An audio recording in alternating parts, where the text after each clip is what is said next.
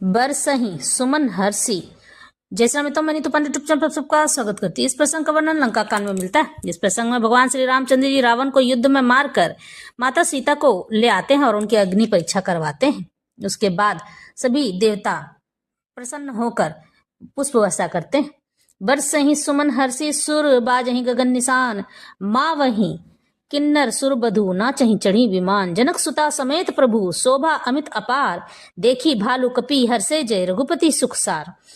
तब रघुपति अनुशासन पाई, मातली चले उच्चरण सिरुनाई। आए देव सदा स्वारथी, बचन कहीं जनु परमारथी। दीन बंधु दयाल रघुराया, देव किन्नी देवन पर दाया। विश्वद्रोह रतिय खल कामी, निज अध गय कुमारग गामी। तुम समरूप ब्रह्म अविनाशी, सदा एक रज सहस उदासी।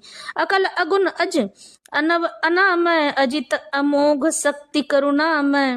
मीन कमठ सूकर नर हरि, बामन परशुराम बपूह धरी।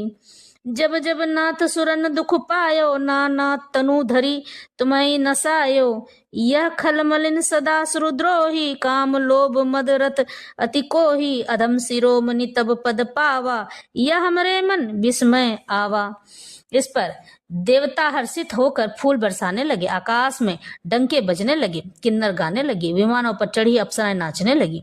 श्री जानकी जी सहित प्रभु श्री रामचंद्र जी की अपरिमित और अपार शोभा देखकर रीछ वानर हर्षित हो गए और सुख के सार रघुनाथ जी की जय बोलने लगे। तब रघुनाथ जी की आज्ञा पाकर इंद्र का सारथी मातली चरणों में सिर नवाकर रथ लेकर वह इंद्रपुरी को चला गया। उसके बाद सदा के स्वार्थी देवता आए, वैसे वचन कह रहे हैं मानो बड़े परमार्थी हो, यानी कि भगवान के हितैषी हो। हे दीन बंधु, हे दयालु रघुराज, हे परम देव, आपने देवताओं पर बड़ी की दया की है। विश्व के द्रोह में तत्पर यह दुष्ट कामी और कुमार्ग पर चलने वाला रावण अपने ही पाप से नष्ट हो गया। आप समरूप ब्रह्म अविनाशी, नित्य एक रस, स्वभाव से ही उदासीन, शत्रु मित्र भाव रहित, अखंड निर्गुण, माइक गुणों से रहित, अजन्मा, निष्पाप, निर्विकार और अजय अमोघ शक्ति, जिनकी शक्ति कभी व्यर्थ नहीं होती है और दयामय है। आपने ही मत्स्य, कच्छप, वाराह, नृसिंह, वामन और परशुराम के शरीर धारण किए हैं। हे नाथ, जब जब देवताओं ने दुख पाया तब तब अनेकों शरीर धारण करके आपने ही दुख का नाश किया है। यह दुष्ट मलिन हृदय देवताओं का नित्य शत्रु, काम, लोभ और मद के परायण तथा अत्यंत क्रोधी था। ऐसे अधमों के शिरोमणि भी आपका परम पद पा लिया है, इस बात का हमारे मन में आश्चर्य हुआ है।